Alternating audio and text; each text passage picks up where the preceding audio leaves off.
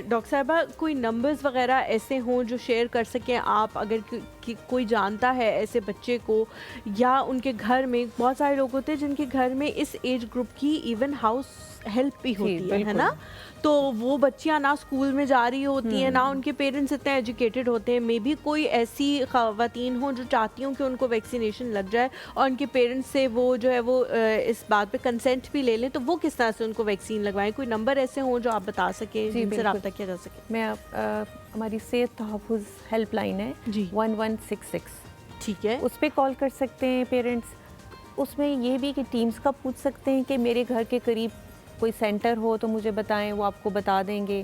Teams को बुलवाना चाहें, teams आ सकती हैं, ठीक है। कोई सवाल आपका हो, कोई ये जो आप मिथ्स हैं उन पे जाने के बजाय आप इस लाइन पे कॉल करके, वहाँ पे एक्सपर्ट्स मौजूद हैं, डॉक्टर्स मौजूद हैं, आप मशवरा ले सकते हैं, आप पूछ सकते हैं कि ये मैं सुन रही हूँ क्या इसमें हकीकत है कि नहीं है। इस चीज को सपोर्ट करती है, वो ऑथेंटिकेटेड होती है, वो इंडोर्स करते थे ऑथेंटिकेटेड। आपको याद है कोविड के बारे में जो उसकी वैक्सीन थी उसके बारे में कितनी कयास सराइयाँ थी, पर अब वो क्या हुआ, और मैंने देखा जिन लोगों ने उसकी कयास सराइयाँ कि उनमें से बहुत सारे लोग अपनी जान से हाथ धो बैठे। उन्होंने वैक्सीन नहीं लगवाई, लेकिन देन दे सेड कि यार हमने बहुत बड़ा गलत किया, हमने किसी कंसर्न बंदे से पूछना चाहिए था। हमारे साथ हमारे बहुत प्यारे से दोस्त कराची से याहिया मौजूद है। अस्सलाम वालेकुम Yahya, a very good morning, जुम्मा मुबारक।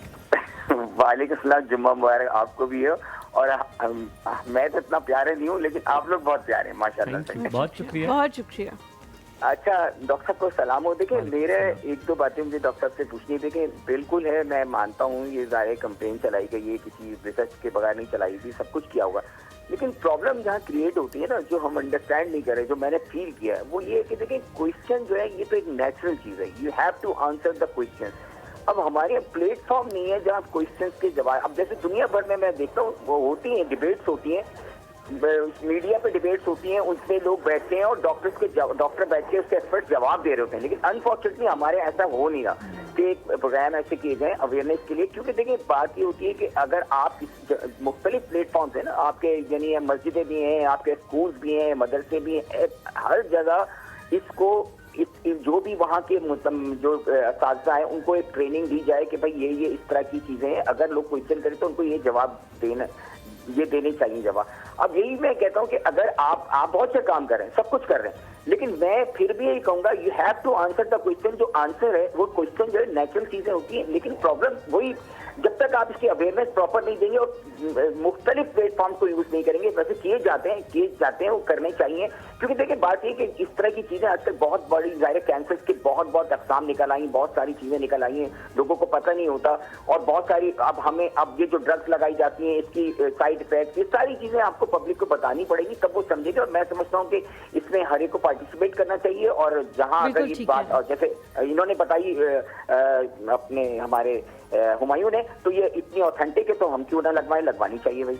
बहुत शुक्रिया याहिया, बहुत शुक्रिया कॉल करने के लिए। डॉक्टर साहब ब्रेक पे जाने से पहले मैंने पूछा था कि इस वैक्सीन से और भी कुछ वायरसेस ऐसे होते हैं जो आपकी बॉडी में होते हैं लेकिन वो ख़त्म हो जाते हैं, उनसे बचत हो सकती है, आप बच सकते हैं। कुछ और ऐसे कैंसर्स भी हैं जिनसे ये वैक्सीनेशन जो है वो आपको बचा सकती है, तो उनके बारे में भी प्लीज़ बताएं। देखिए